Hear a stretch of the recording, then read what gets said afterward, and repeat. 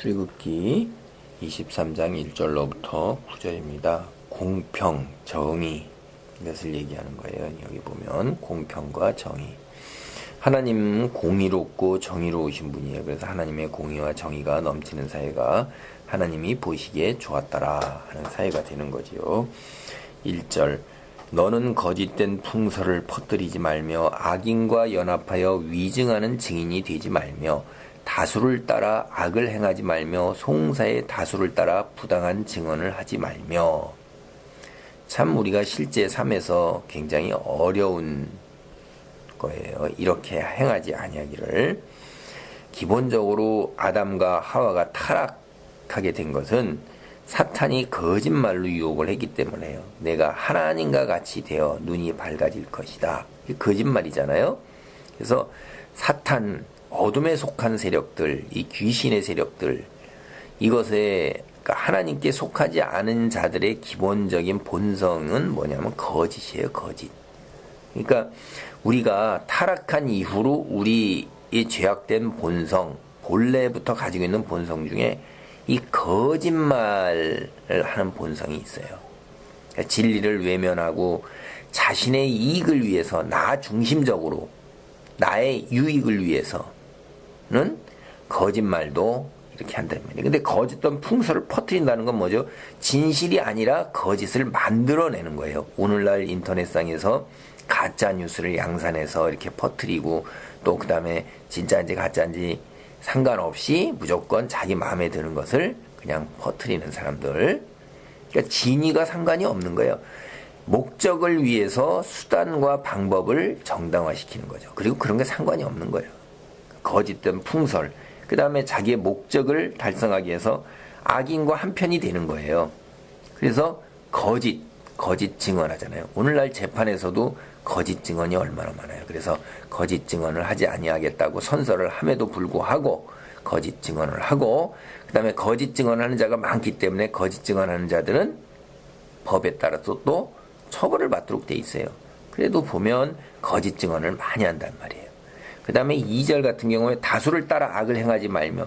이것도 굉장히 어려운 문제예요. 현실적으로 우리가 소수의 편에 서서 다수의 그 힘과 압제를 견뎌내는 게 얼마나 어렵단 말이에요. 그러나 이런 것들을 우리가 할 수 있는 근본은 뭐냐면 내 위에 진짜 심판과 재판을 하시는 한 분 하나님이 계시다는 거예요. 이 땅에서 내가 재판, 심판 이런 거 나한테 위력을 행하는 사람이 있지만 육체적으로, 그러나 그 사람 세운 사람이 하나님이시고 그 위에 우리가 하나님 앞에서 마지막 때에 천국과 지옥이냐 하는 그 심판을 받는 최종적인 심판자가 계시다는 거예요. 우리가 이 땅에 살면서 행한 모든 것을 다 감찰하시고 기억하시는 분이 계시고 우리가 가서 우리 입으로 이실직고 한다고 나와 있어요. 그래서 다수를 따라 악을 행하지 않는 것은 우리 위에 하나님이 계시다는 것을 믿고 의지하지 않는다면 다수를 따르지 않기가 굉장히 어려운 거예요. 송사에서도 다수를 따라 부당한 증언을 하지 말며. 우리나라에서도 그런 일이 일어나잖아요. 민심이 어디로 돌아섰냐, 다수가 어디 있냐에 따라서 진실된 말을 하는 소수의 정의된 그 사람, 그런 것을 입장을 유지해야 되는 거예요. 그건 누구 때문에 그런 거예요? 하나님이 두렵기 때문에 그런 거예요. 그러나 하나님을 믿지 않는 자들은 절대로 이런 다수를 따라 부당한 증언을 하게 되어 있는 거예요. 자신의 권력과 재물과 위치가 다 날아가는데 그거를 포기하기가 어렵죠. 우리는 그런 것을 다 포기할 수가 있어요. 왜 그러냐? 9절 보세요. 너는 이방 나그네를 압제하지 말라. 너희가 애굽 땅에서 나그네 되었은즉 나그네의 사정을 아느니라. 이스라엘 민족은 절대로 자기 땅에 지나가는 이방에 나그네 된 사람들을 갖다가 텃세를 부려서는 안 되는 거예요. 자기네들이 그 이방 땅에서 나그네가 되어봤고 그 서름과 억울함을 견뎌봤기 때문에 그것을 그대로 행해서는 안 된다고 하나님이 못 박아서 하는 거예요. 더군다나 이방 나그네라는 것은 우리는 이 세상에서 이방 나그네와 같은 거예요. 세상을 거쳐가는 나그네요, 순례자요, 거류민이라 이거예요. 잠깐 머물다가는 체제하는 사람이에요. 정착민이 아니에요. 그러기 때문에 우리는 세상의 권력과 재물과 명예와 이런 것들을 다 포기할 수가 있는 거예요. 나그네가 뭘 그렇게 짐을 많이 가져가겠어요? 온갖 세간살이는 다 어디에 있어요? 우리가 영원히 머물 하나님의 집에 우리가 온갖 세간살이와 온갖 귀한 보석들이 다 거기에 있다 이 말이에요. 3절 가난한 자의 송사라고 해서 편벽되이 두둔하지 말지니라. 그건 6절하고 똑같은 거예요. 너는 가난한 자의 송사라고 정의를 굽게 하지 말며, 이런 얘기죠. 7절 거짓 일을 멀리하며 무지한 자와 의로운 자를 죽이지 말라. 나는 악인을 의롭다 하지 아니하겠노라.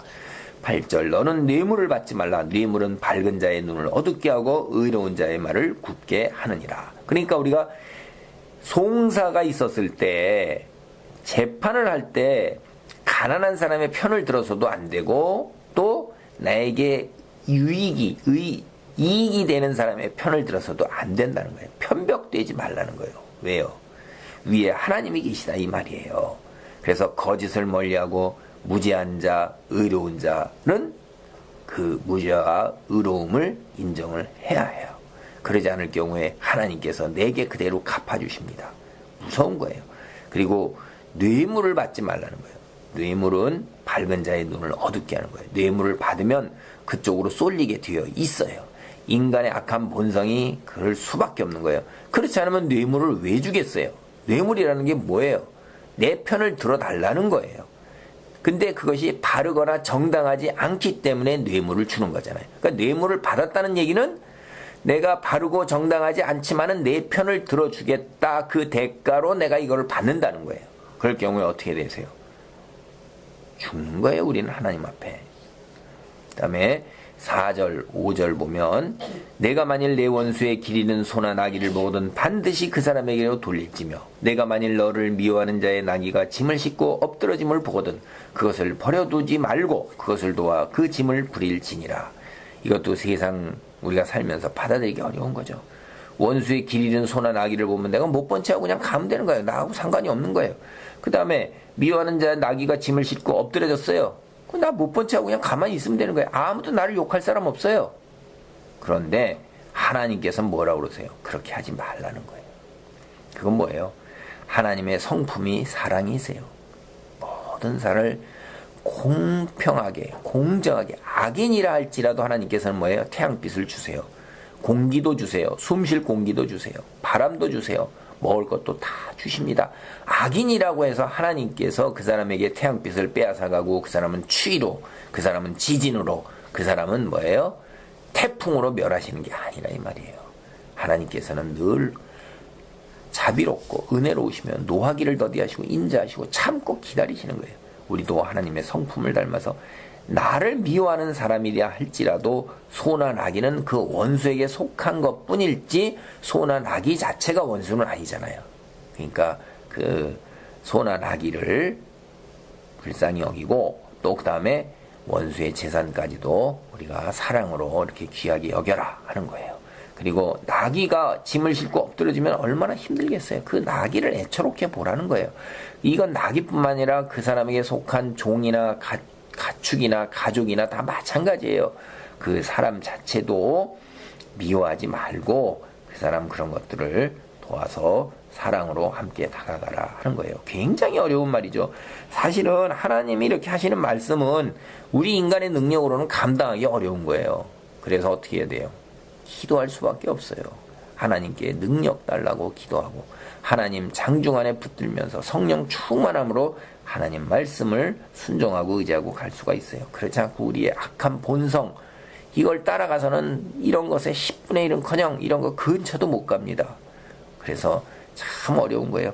우리 인간에게 하나님께서 주신 말씀을 지켜낼 능력이 없음을 인정하고 늘 기도하는 가운데에서 주의 거룩한 삶, 주께서 요구하시는 거룩한 삶을 이루어내시기를 바랍니다. 아멘.